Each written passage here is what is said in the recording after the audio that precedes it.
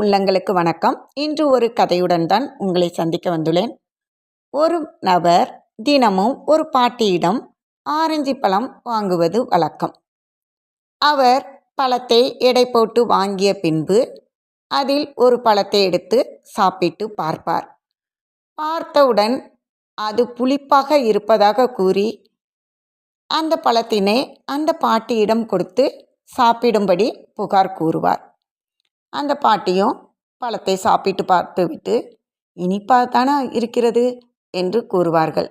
உடனே அந்த மனிதன் தன்னுடைய மீதி உள்ள பழங்களை எடுத்துக்கொண்டு சென்று விடுவார். இந்த செயலை டெய்லி பார்த்து கொண்டிருந்த அவருடைய மனைவி அவரிடம் கேட்குறாங்க, ஏன் நீங்கள் ட்ராமா போடுறீங்க?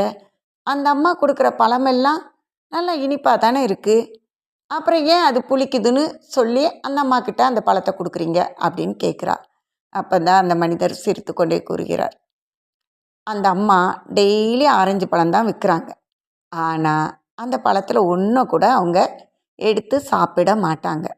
ஏன்னா எல்லா பழத்தையும் எப்படியாட்டும் காசாக்குவோம் அப்படிங்கிற நோக்கத்தோடு அதை விற்கிறதுல தான் குறியாக இருப்பாங்க. நான் இப்போ புளிக்குதுன்னு ஒரு பழத்தை கொடுக்குறதுனால அவங்க கட்டாயம் அதை சாப்பிடுவாங்க. இதனால் அவங்களுக்கு பண நஷ்டமும் இருக்காது. அதனால தான் நான் டெய்லி அப்படி கூறி நான் அவங்கக்கிட்ட பழத்தை கொடுக்குறேன் என்று சொல்கிறார்.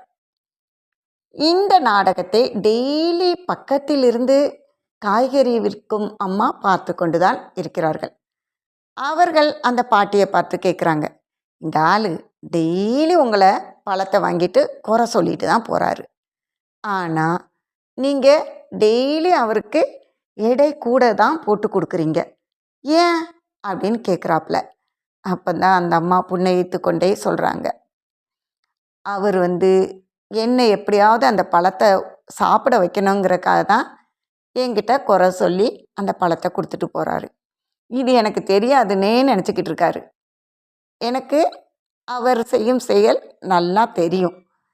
அதனால தான் நான் எடை போடும்போது நான் வேண்டும்னு பழத்தை அதிகமாக போடுறதில்ல. அவர் காட்ட அன்பில் என்னுடைய தராசு கொஞ்சம் இறங்கி விடுகிறது அப்படின்னு கூறுறாங்க.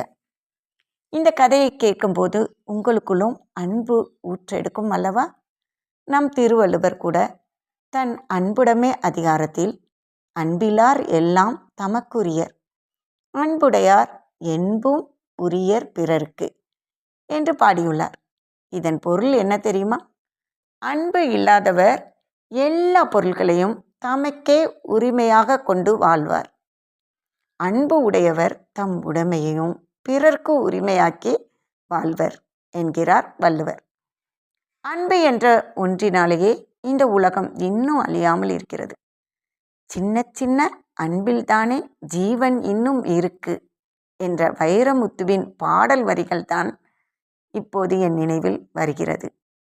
அன்பினை விதைப்போம், அதனையே அறுவடை செய்வோம். வாழ்க்கை நிற்கட்டும். நன்றி. மீண்டும் சந்திப்போம்.